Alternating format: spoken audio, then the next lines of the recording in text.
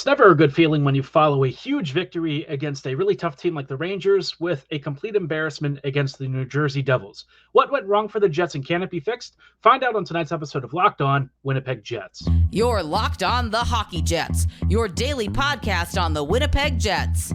Part of the Locked On Podcast Network, your team every day.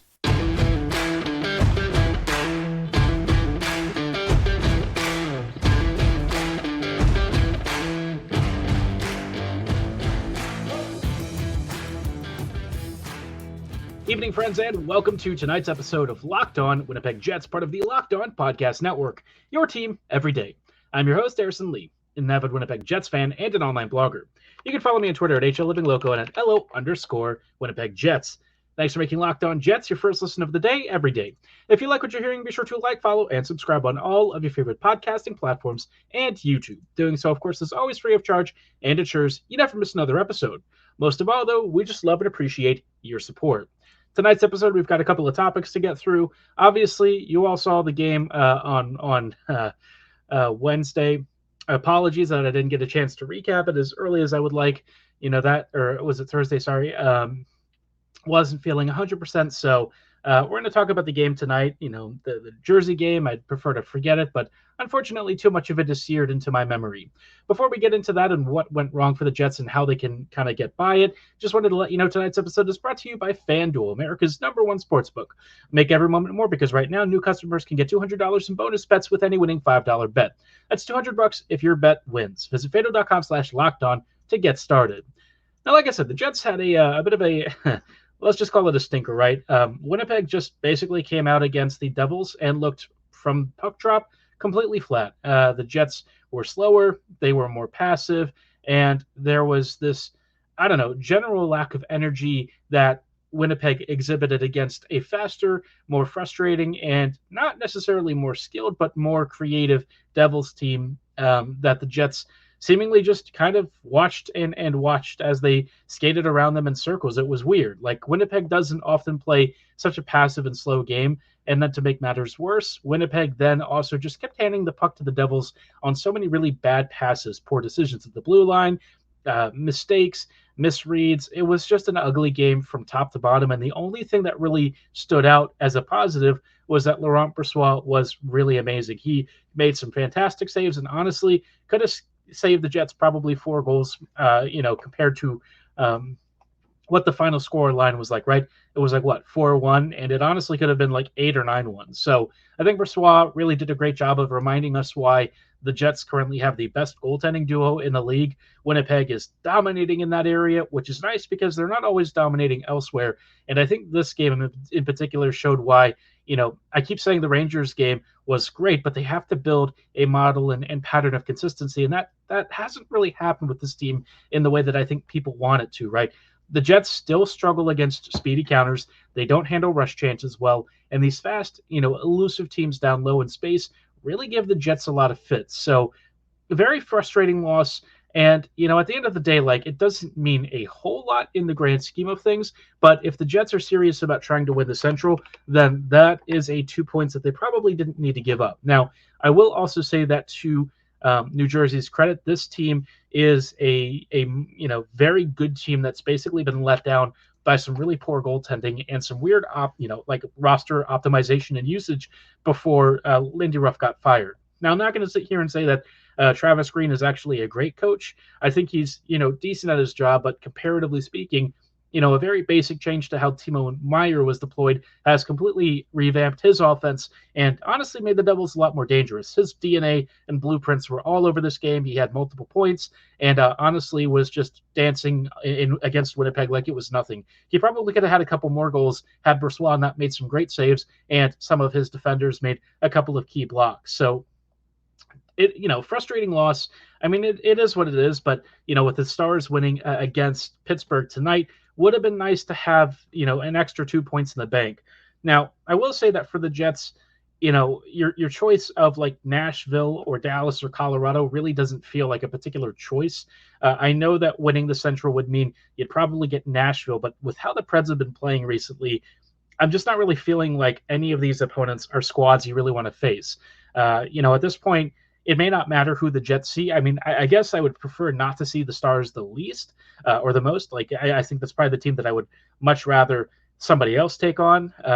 But, getting a choice of Colorado or Nashville doesn't really feel like much of a choice, does it? You get one of these really tough opponents, and that's not a great feeling. So for Winnipeg, it's a tough call, right? You can either try and hope that you can play well against Colorado's run and gun with elite high-end skill in McKinnon and Rantanen, and that your goaltending can hold out. You get your choice of Dallas, who's really dominant in all three zones, and you get the Preds, who, after a rough start to the season, have honestly willed their way to a legitimately great record. If you can believe this, they only have 3 less wins than the Jets do. So, yeah, not feeling great about Winnipeg's current form. Like I've maintained a lot with the Jets this year, they can beat up on the bad teams, but the good teams are the ones that have kind of recently given them a lot of struggle. Ever since the turn of the year, Kyle Connor came back, and they've tried to force him into the lineup and really make him work, and he's just not. He hasn't, looked the same since coming back from injury. And given the nature of his injury, he seems like he's reluctant to go into the corners, even more so than usual. He's definitely lost a bit of a step. The MCL sprain stuff can really hurt a player like him who relies on extreme explosiveness and skating, and like his ability to beat defenders one-on-one has kind of gone away with all of that. So I really feel like the Jets are trying to make him, this elite top line player, and he is elite and top line at goal scoring, but getting him to that point and getting him into those positions to use that skill set is probably costing the Jets more than it's worth.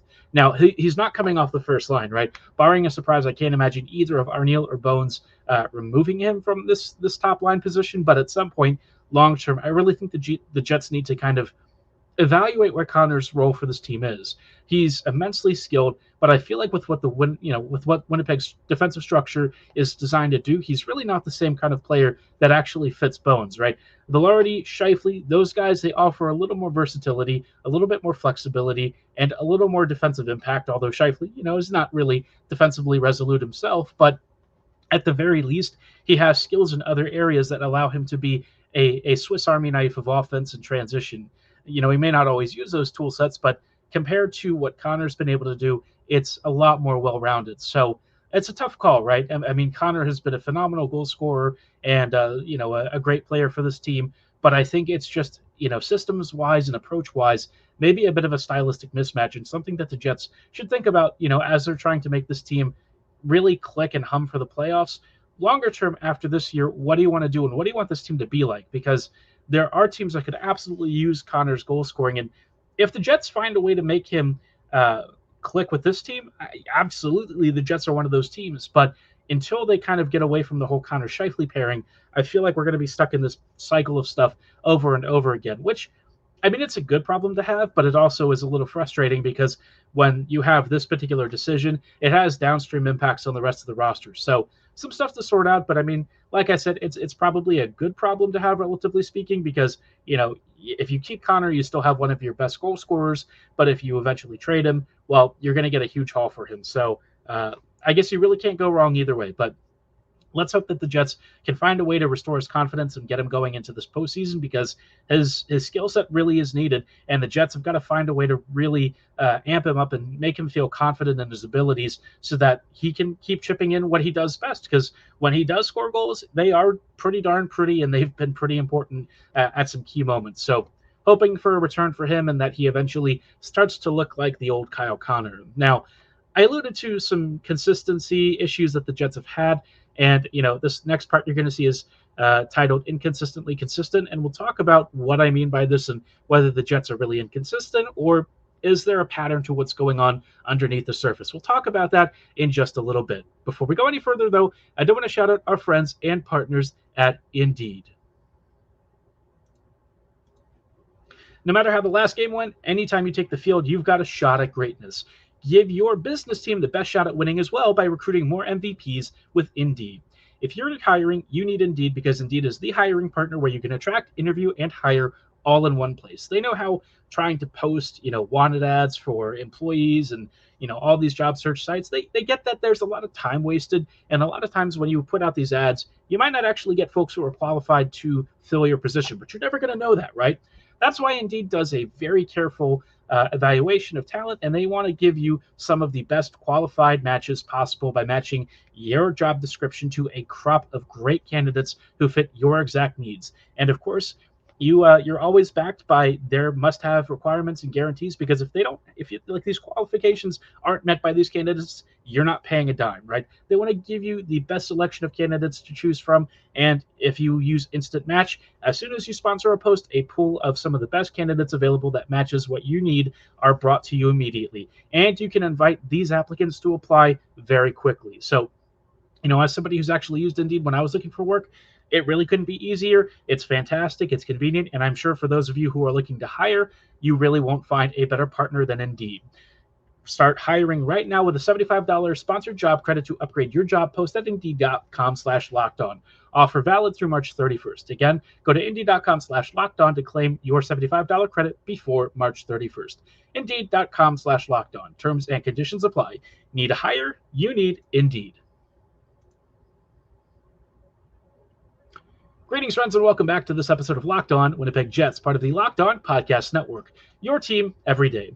Every day, thank you so much for rejoining us on tonight's episode as we are chatting about the good old question of consistency with the Jets. Are they really inconsistent? Are they actually relatively consistent? What are our expectations for this team, and what have they accomplished so far in terms of establishing form and keeping it? Or is this team just helter-skelter and we never really know what we're getting with on a consistent basis? That's an interesting question, and we're going to explore it in just a minute. Before we get to that, though, wanted to let you know something really cool that the Locked On Network is doing. Are you watching Fox Sports or ESPN on your TV all day? Do you have to turn the volume down with all the shouting? Make the switch to Locked On Sports today, a free 24/7 sports streaming channel programmed for you every day to bring you the biggest stories without all the screaming. Locked On Sports Today brings you can't-miss analysis, opinions, and news streaming 24/7 on YouTube or the free Fire Amazon Fire TV channels app, part of the Locked On Podcast Network, your team every day. Now, folks, like I said, the Jets have an interesting question, right? Are they inconsistent, or are they consistently inconsistent, right? And that sounds rather silly to say. I think for the Jets, I'm going to say that they're actually consistent in a couple of areas. Winnipeg is not a speedy team, but they create deliberate offense, and they like to not necessarily hit off the rush, but they're definitely a squad that thrives off of like an in-zone cycle. They do a lot of perimeter play, and you'll see a lot of their same stars like Morrissey and Scheifele and Ehlers be some of their most creative forces down low. Unfortunately, that consistency also comes with a couple of consistent problems. And one of the biggest things that has been very apparent with Winnipeg is how bad they are at defending the rush. Rush counters for the Jets have really been one of the big boogeymen this whole season, and it's been a problem in past years. I think for the Jets, it's a little bit magnified this year because, generally speaking, the Jets just don't have that many weaknesses. This team is like really defensively elite. And so when they do give up chances, they tend to be really dangerous and very noticeable because they're the ones that stick out in your memory, like an odd man rush that seemingly pops out of, a counter. We saw against the Devils yesterday, New Jersey would loop balls over the top consistently, or not balls. Sorry, I'm thinking our good old soccer terminology, because it's a very similar thing, right? A lobbed through pass of sorts. And New Jersey kept doing this over Winnipeg's neutral zone, and it led to Timo Meier getting a couple of really good breaks or very near breaks, which thankfully for Winnipeg, most of those didn't really bite them. Very, very close to doing so, but you saw that New Jersey tried it multiple times, and consistently the Jets struggled to defend it. And that's been a problem throughout this year. I think Winnipeg generally struggles with that sort of stuff. And honestly, I think a lot of teams would too, because rush chances and rush counters are among your most dangerous opportunities to score. And because the Jets tend to be very aggressive in the offensive zone, they'll push a lot of guys forward. They'll drop below the goal lines pretty aggressively. And they're not the speediest team on the back check. I think you'll notice their breakdowns a little more compared to some other teams. And I think with how Winnipeg plays, it's a bit of a calculated gamble, right? You're going to give up the neutral zone in that space, allow those over-the-top pucks or breakout passes up the middle. And look, it's not ideal, when you get caught pinching out of position or too aggressive in the offensive zone. But at the same time, with how the Jets are built to sort of ground and pound teams in the corners and try and really create offense by just exhausting the opponents, it's probably a worthwhile exchange. I think, though, what concerns me is that the Jets are about to play a bunch of teams in the postseason that really all play this style built off of rush chances and rush counters. And that's where I feel like Winnipeg has a really big disadvantage, because for all that Connor Hellebuck does in net, on most situations, rush chances and stuff are where he tends to struggle, especially if it's like an odd man situation. And that's not exclusive to him. It's just of the weaknesses that he has, that's probably the most pronounced, and something that I think, the Jets are going to want to be concerned about, and are going to keep a close eye on. But to some degree, you sort of just accept that there's going to be a couple of key weaknesses, and you hope that your star players, like our top scorers and Hellebuck and Bressois, are able to answer the bell and keep Winnipeg as close to the top of the list as possible, right? Winnipeg's going to have games where they struggle and probably give up a load of these chances against top teams like Dallas, or maybe even a Vegas or a Nashville, or whoever they're going to face in the postseason. But it is what it is. I've come to accept a certain part of me that just says, I've complained about stuff enough over the years. There's not much that's going to change with this team. Obviously, this core is going to eventually age out and change over, and it's going to be a bit of a different story, a new crop of fresh young faces, new talent, and maybe even some new coaching staff members, because I feel like, we've seen some really bad special teams over the past few years, and that's an area where the Jets could use a really significant refresh. I know that they brought a new staff under Bones, but man, the PK and the power play, not good. We even heard Brendan Dillon say something pretty nasty about it yesterday. Out of frustration, he dropped an F-bomb on TV, and, perhaps it was needed, that refreshing honesty with where the Jets special teams is. I think on top of the even strength issues last night, that was just kind of the icing on the poop cake, right? New Jersey scored almost all of its offense on the power play. So, yeah, the Jets, I think there's frustration. I think there's concern.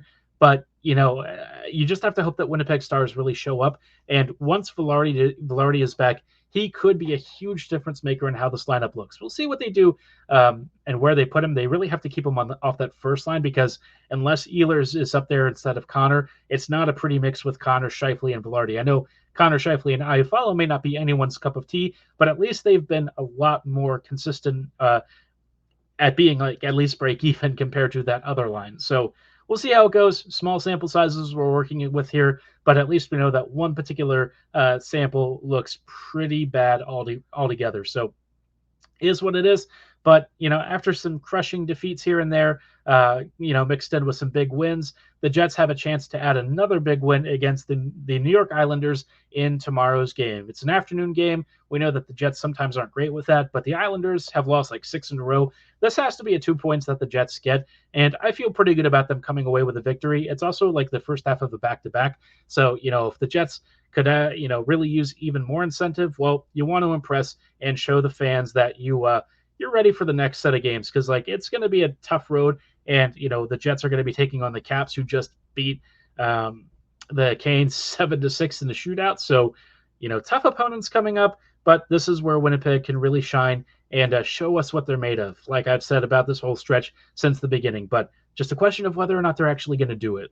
Of course, before we dive into what we can expect from the Islanders and what's kind of gone wrong for this team this year, just wanted to shout out our friends and partners at FanDuel. Say goodbye to busted brackets, because FanDuel lets you bet on every game of the March Madness tournament. Whether you're betting on big upsets or a one seed, it's time to go dancing on America's #1 sportsbook. I'm sure a lot of you probably had Kentucky going through, but of course Oakland pulled off a crazy upset.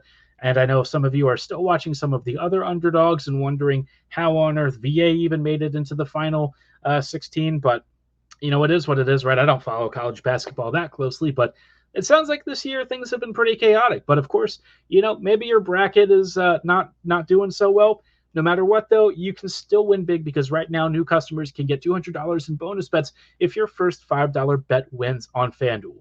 That's $200 to use on point spreads, money lines, maybe even who's going to win the tournament overall. All you have to do is visit FanDuel.com/lockedon and bet on college hoops until they cut down the nets. Hello, friends, and welcome back to this episode of Locked On Winnipeg Jets, part of the Locked On Podcast Network, your team every day. Everydayers, thank you so much for rejoining us on tonight's episode, as we are just wrapping up with some quick closing thoughts. Obviously, the Jets have had a bit of a rough stretch over the past couple of months, And things are, a little bit up and down. They've beaten up on, bad teams, but they've struggled against the really elite ones. And that's kind of where there's been a bit of a sticking point for Winnipeg. But hey, you know what? You still got to beat up on the bad teams, and maybe some of that will eventually parlay into success against playoff teams a little more consistently.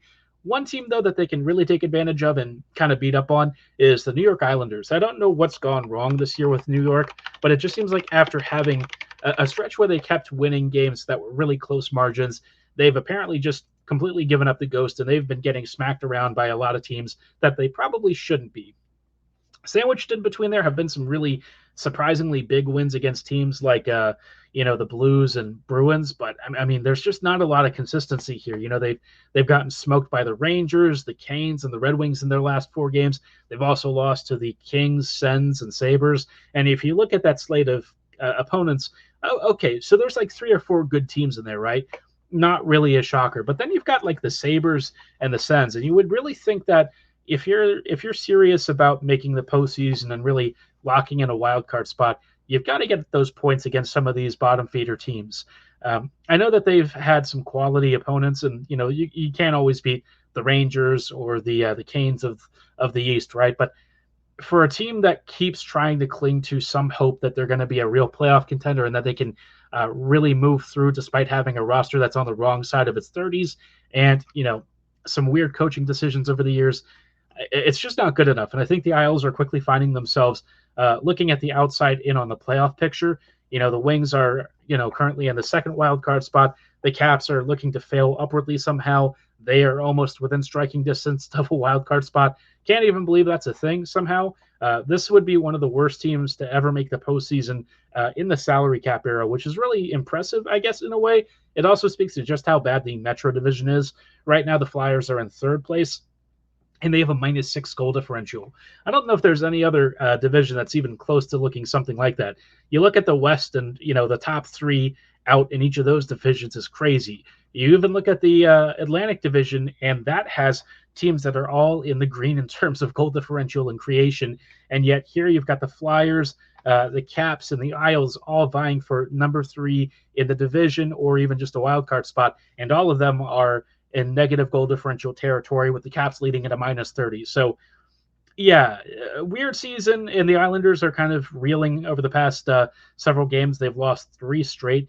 And if you're the Jets, this has to be an opponent that you're probably looking at and thinking, 2 points, let's bag it, and let's take those, because the next game against the Caps on the road, not much of a guarantee you're actually going to come away with both points. I know the Jets really embarrassed Washington at home the other day, but this team in DC has been a bit of a pest, right? And with the recent resurgence in their goal scoring, the reemergence of a healthy Sonny Milano and Ovi being Ovi, this new look young Caps team that's very scrappy, not particularly deep, but still very tenacious, could give the Jets some absolute fits. We just saw a Devils team that's kind of got a similar build, although a lot more talent right now, kind of embarrass the Jets in a very similar way. So let's hope that, this is not going to be a trap weekend for Winnipeg.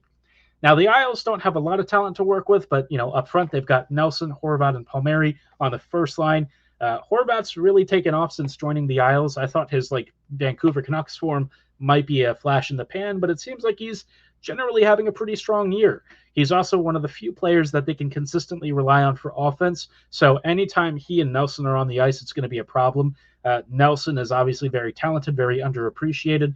He was one of my targets for the trade deadline. And, among a couple of guys on this team, he's got some pretty soft hands. So you want to keep him away from the net and don't let him get any deflections. Same for Lee and Barzal. They are going to anchor your second line with Hudson Fasching as well.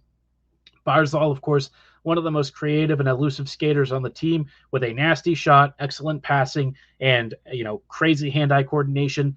Anders Lee, just a really underrated, very underappreciated forward for much of his career, a guy who's been a career, I would say second line kind of player, but who has very fringe first line play in terms of creation and chances and stuff. Sort of reminds me of a Brian Little-esque presence. Very smart, very savvy, and again, not guys that you really want getting clean looks on either of Brossoit or Hellebuck, depending on who starts. On the third, you've got Engvall, Pajot, and Holmstrom. Pajot has kind of fallen off over the past couple of years, and you remember Engvall, I think, from his Toronto days. Don't know a lot about Holmstrom, but I think my general sense is this is a third line that if you match up against Winnipeg's third line, Winnipeg probably wins this matchup pretty handily. On the fourth line, you've got Kyle McLean, Cizikas, and Clutterbuck. Again, I think the Jets, their bottom six easily handles this group, but maybe there's a surprise somewhere. I'm not anticipating much that's going to be out of the ordinary. If the Jets lose this game, I just feel like it's just going to be a bad performance because I can't imagine that this team is really going to give Winnipeg a lot of trouble. Now, the only thing that's really going to be a bit of a different story could be the goaltending. Ilya Sorokin at times has been a brick wall. Recently, not quite as stout as he was earlier in the year or even last season, but a guy that I still would put a decent amount of confidence in as being a potential upset option in this game. I know the Islanders have given up a lot, and I know he's struggled to make some of those saves that he was last year, but against any opponent, the Jets have made some bad goaltenders look pretty great, and Winnipeg doesn't exactly have the loaded offensive talent and finishing ability that some of the other top contenders do. So I don't want to say that this is going to be a lock for 2 points, but by the same token, if you're a team that really aspires to be a cup contender, the Jets got to take both at the bare minimum a single point. But I think Winnipeg will get it done. I think they'll probably score a couple of goals, and it'd be nice if Toffoli gets back on the score sheet again. Not like he's really been off of it for very long, but I know last game was probably super frustrating, and it'd be nice to remind the Devils fans, hey, he still got it, even if he didn't score against you in the previous game. So lots of stuff to watch out for this weekend. We'll see how the Jets do. And of course, we'll probably have a recap of the game on tomorrow's episode, followed by some thoughts on Sunday's action when Monday rolls around next week. But for tonight's episode, that is going to be all the time that we have. I thank you so much for making Locked On Jets your first listen of the day, every day. Have a great night. Be sure to like, follow, and subscribe on your favorite podcasting platform. And as always, go Jets, go.